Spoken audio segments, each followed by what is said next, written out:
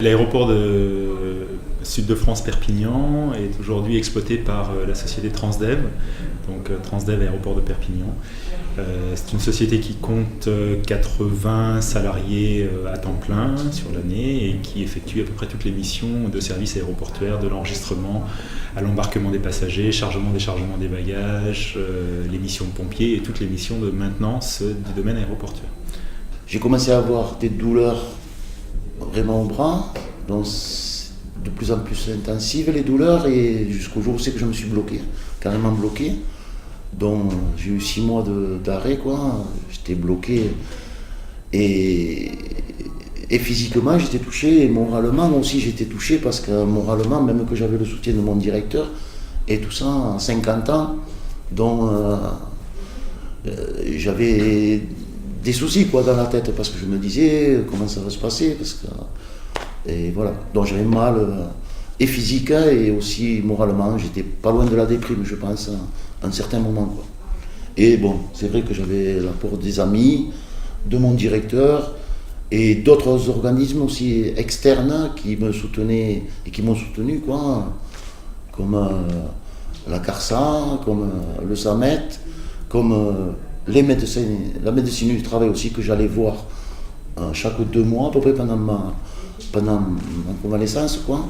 Et mon directeur, comme je vous dis, il m'a déjà un petit peu rassuré sur déjà un avenir qu'il pouvait me procurer, quoi, un peu plus tard.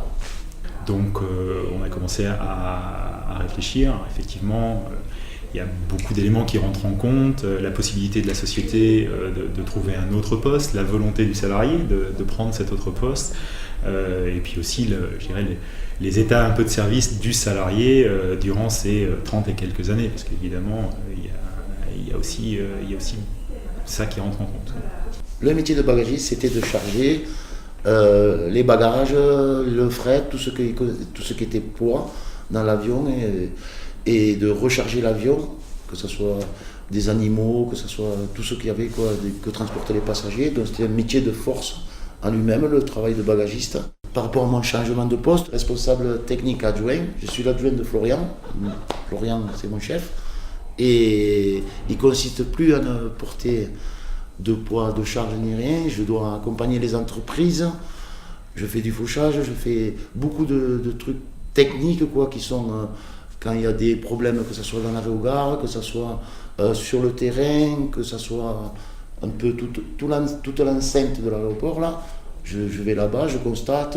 Si je peux faire réparer, je répare, ou après j'interviens avec Florian pour faire des devis et tout ça pour les entreprises extérieures, que notre directeur valide quand c'est ça, parce que ça coûte de l'argent. Moi, j'avais pas vraiment, encore une fois, de connaissance de tous ces organismes. On a eu un interlocuteur unique qui a suivi ce dossier. Donc ça, c'est très important, l'interlocuteur unique, je pense. On a eu un interlocuteur unique qui a suivi le dossier, qui nous a dirigés vers différentes personnes éventuellement, mais qui a toujours coordonné le dossier, qui nous a rempli tous les documents nécessaires, qui nous a accompagnés de A jusqu'à Z. Un interlocuteur donc à la SAMET qu'on a encore aujourd'hui sur d'autres dossiers, parce qu'on a traité 2 dossiers, un autre dossier au moins donc finalisé depuis. Et on était encore ce matin ensemble pour évoquer le cas d'une autre personne, toujours en lien avec la médecine du travail. Je pense aussi qu'on a une relation de confiance avec le médecin du travail, ici à l'aéroport. C'est une personne avec qui on communique beaucoup, c'est une personne que l'on rencontre régulièrement, parfois même s'il n'y a pas de sujet particulier. On fait juste un point de ce qui se passe à l'aéroport, de certains employés un petit peu vieillissant, on va dire, et de se dire, bon là, qu'est-ce que l'on fait, comment ça va se passer, comment on peut un petit peu essayer d'anticiper les problèmes si tant est il devait y en avoir.